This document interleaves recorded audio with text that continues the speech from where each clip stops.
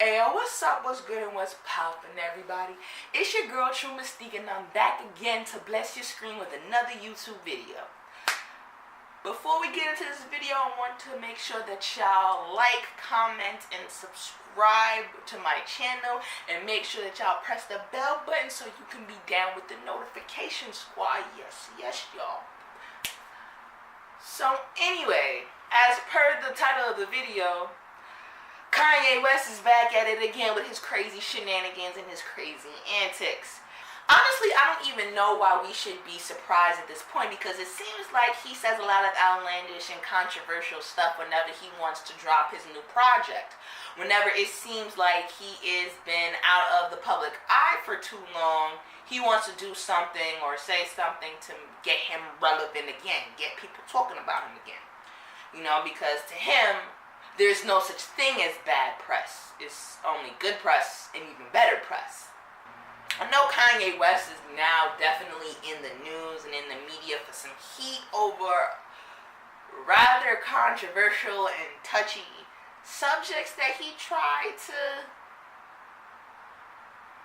claim was the best viewpoint that he could make. What I'm going to do in this video is I'm not going to bash him like everybody else is, okay? I actually want to dissect the TMZ video, the entire extended cut TMZ interview, rather. And I really want to see really where his head's at, and I want to see if I can understand where he's coming from. I don't want to come at this from a place of, anger and a place of, just coming at him just heavy, because I think he gets a lot of that.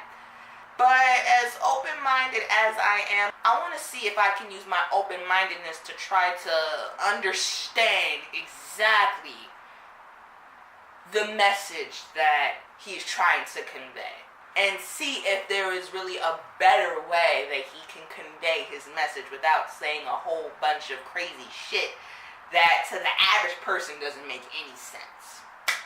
So without further ado, let's get into the video. Oh yeah, okay. Now, before I officially begin, I feel the need to make a couple of disclaimers. One, I said I am a very open-minded person. And like Kanye West, I do believe that I'm a free thinker. But as a free thinker, I also understand that I am not going to agree with everything that everybody else says, including Kanye West.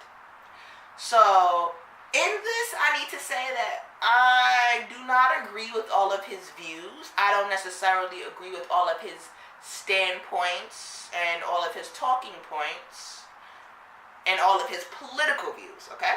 I just want to point that out there, because some of the things that I say, it may go completely over people's head, and I just don't want y'all to take it the wrong way. I'm going to try to explain my stance in the best and clearest way possible.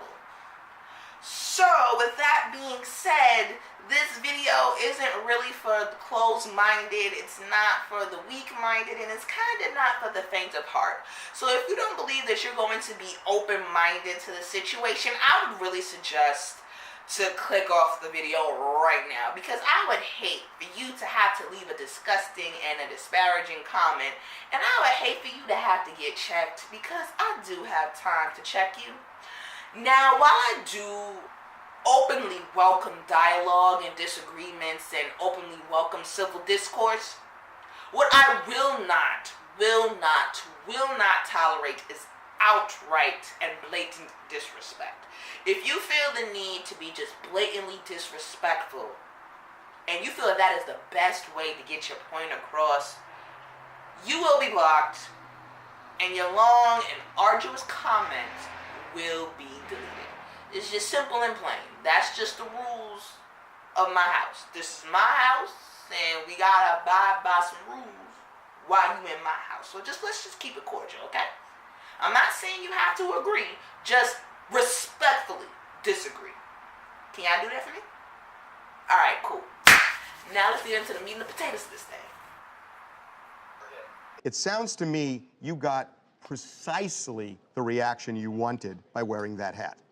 I didn't want a reaction. You wanted a reaction. No. You knew there was going to be a reaction. I knew there was going to be a reaction, but I'm just living my life day by day, doing what I feel and what the Spirit calls upon me to do. But it also... But you realize... The Spirit called upon him to take a picture in a MAGA hat. I mean, I understand a thing or two about spirituality, but I don't know how it calls upon you to do it. Okay. Up this dialogue that you're not apologizing, because everybody else, when they make a statement like that, they end up apologizing because they're so worried about what people say on social media. Well, you know why when I went to visit him the first time, right after the election. Yeah, and I took the tweets down and everything. Yeah. Because I was drugged the fuck out, bro. I was drugged out. I was on opioids. 2 days after I got off of opioids, and I was addicted to opioids, 2 days I got off of opioids, I'm in the hospital, right? I'm taking hey, everyone listen to this, please. 2 days before I was in the hospital, I was on opioids. I was addicted to opioids. I had plastic surgery because I was trying to look good for y'all. I got liposuction because I didn't want y'all to call me fat like y'all called Rob at the wedding and made him fly home before me and Kim got married. I didn't want y'all to call me fat, so I got liposuction, right? And they gave me opioids, right? And I started taking 2 of them and then driving to work on the opioids, right? Then my boy, and I'd always ask my boy, you know, to hand me if it's, you know, we on tour, give me some weed, blah, blah, blah. So he had to go give me the opioids. And there was talks amongst my camp, like, Ye's popping pills, right? So when he handed this to me, he said, you know this is used to kill genius, right? So I didn't take it. 2 days later, I'm in the hospital. I was taking 2 pills a day at that time. When I left the hospital, how many pills you think I was given? 7. I went from taking 2 pills to taking 7. So the reason why I denounced, why I dropped those tweets and everything, because I was drugged the fuck out, bro. Okay, so basically all those Trump tweets that you had made, you claim that you wrote them when you were high off of pills.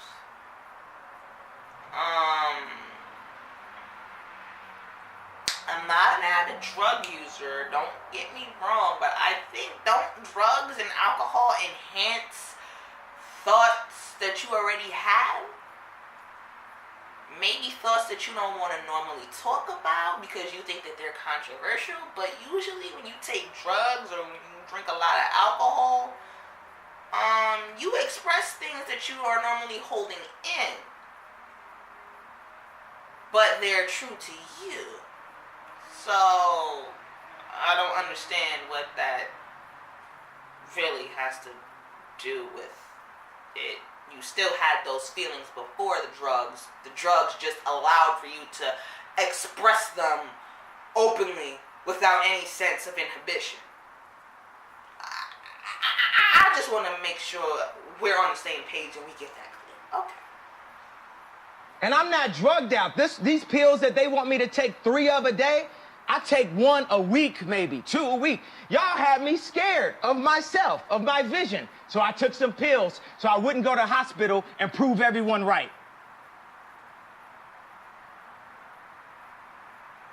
I mean, I know he's going through mental illnesses, so that I can see as a reason for his irrational behavior. People made him scared of himself. I mean, I can kind of see it. When people don't really understand you and when people don't really understand your mental state, they kind of make you second guess and question everything. So I guess I can understand him from that point. He got that one. We are drugged out. We are following other people's opinions. We are controlled by the media. And today, it all changes. You got Tupac and Lennon in that hallway. Today, it all changes. We need to think how to think free. We need to be free thinkers. Then we need to learn how to feel free. People say feel free, but we don't even know how to feel free or think free. He also has a point with that. We are a country that is oversaturated with pills and medication to suppress a lot of things. But in suppressing a lot of things, it also creates other problems in other areas. But that's another topic for another video. And also in terms of free thinker, I get what he's saying because I believe that I'm a free thinker as well. So, I understand. Say what you feel, positive or negative. I just got off the phone with J. Cole. He said, how you feel when they said the Crips is gonna kill you? I said, man, that was the headline. But when they said they wanted to beat me up, I said, that's great. They're my brothers. They love me. They don't want nothing to happen to Ye. They just want to beat some sense into me. I love Daz. I love the Crips. I love the Bloods. I love everyone. How many people are feeling, how many people felt something that I said today?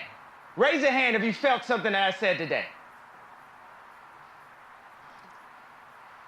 Do you feel that I'm feeling, do you feel that I'm being free and I'm thinking free?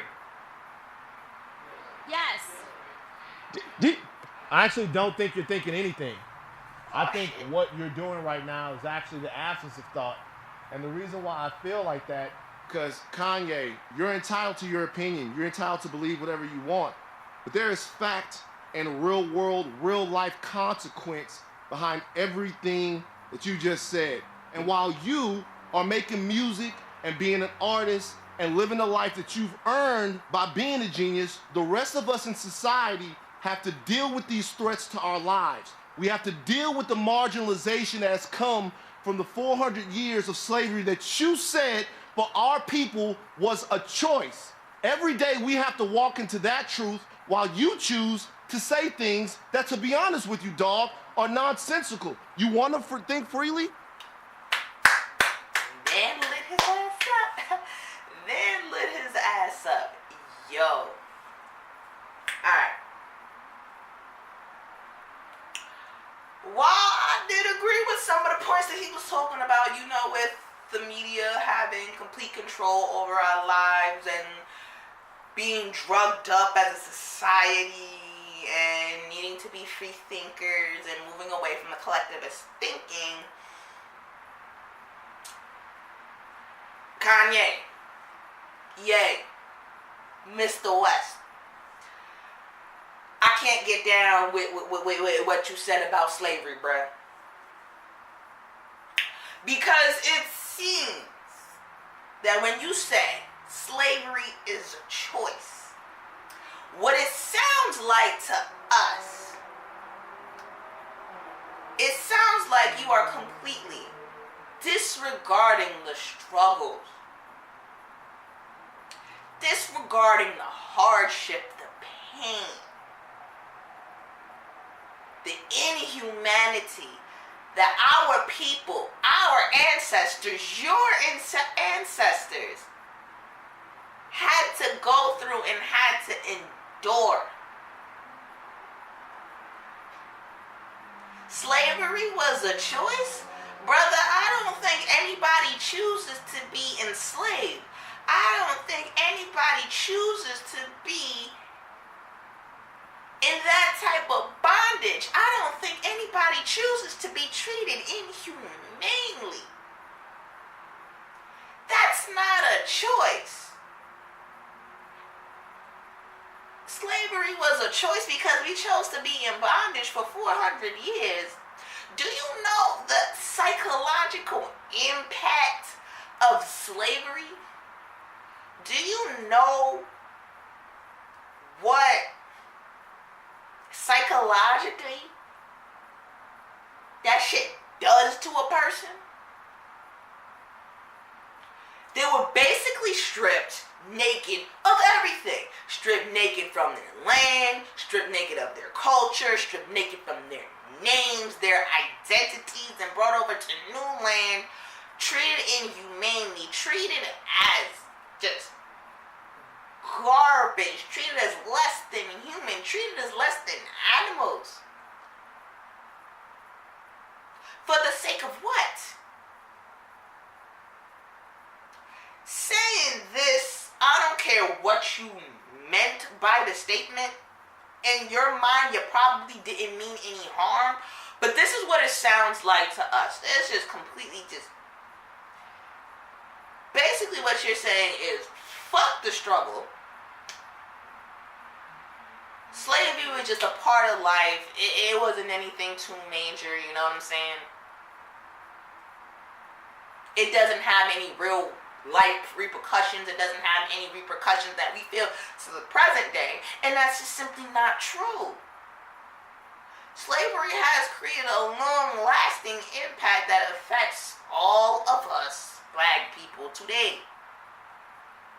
Even to this day in society, the effects of slavery have been so deeply ingrained in our society, deeply ingrained in our fabric of being that it is hard to escape. Even though it was generations and generations and generations and generations ago. Even if it was centuries ago. It doesn't matter. We still feel that pain. But the pain is just transmuted into something else. But we can't just neglect that. Because people are trying to just whitewash history as if it wasn't as bad as they're making it seem. We can't do that. We can't move forward and allow them to erase the history. Erase the history of these people. Erase the history of the entire race of people. We can't do that. And yay, Kanye, Mr. West, whatever, you're also forgetting that there were uprisings and there were revolutions and there were people like Harriet Tubman. And there were a lot of people, a lot of African American people that have fought against the oppressors, against the slave masters. Look at Haiti. Look at how Haiti overthrew the entire French government, and they won. Slavery is a choice? You still want to tell me that foolishness? Nah, bruh, nah. That's not cool, man.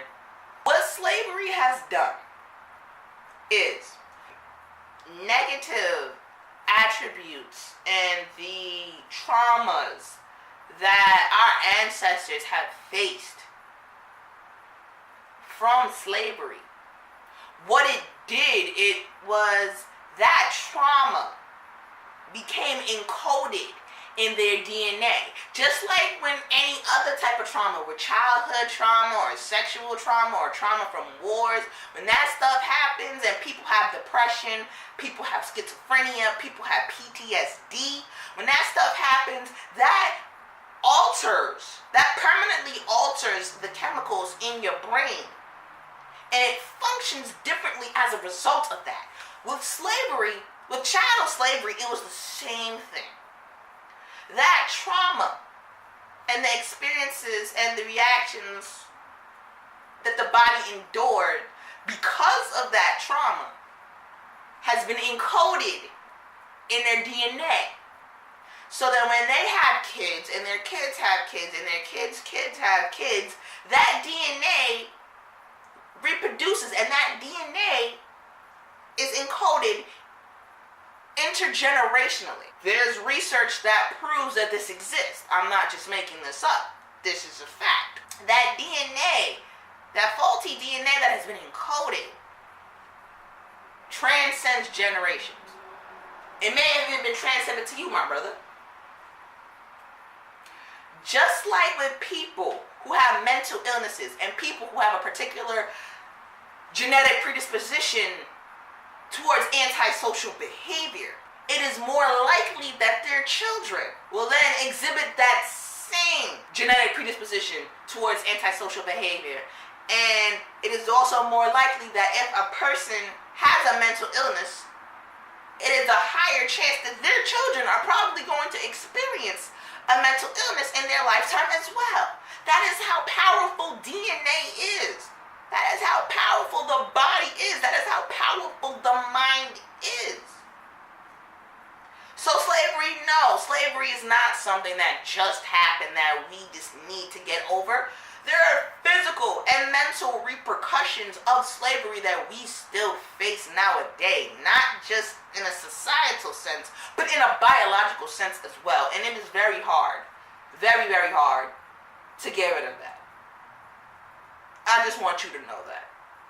So y'all, I'ma let y'all have him, and I'ma let y'all rip him a new asshole for that comment.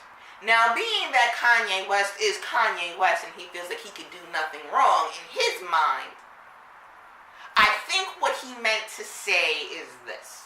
People are always going to be born into unfortunate circumstances. People are going to be born into poverty. People are going to be born into a fucked up family dynamic. It's life. Sometimes those are the cards that you are dealt with. But you have the choice. You have the choice to create your own reality. And people don't realize that they have the choice to create their own reality. Their mind, the mind is a very, very powerful thing. And people tend to downplay the importance, or people tend to downplay the power of the mind and the power of a simple thought. A simple thought form is a form of energy. And energy is everywhere. We sense energy, we feel it. And the energy that you put out, the thought forms that you put out into the universe, it will manifest itself. That means that with a simple thought, you have the ability to create your own reality. So with the example that I just mentioned, you have two realities, two possible realities that you can create.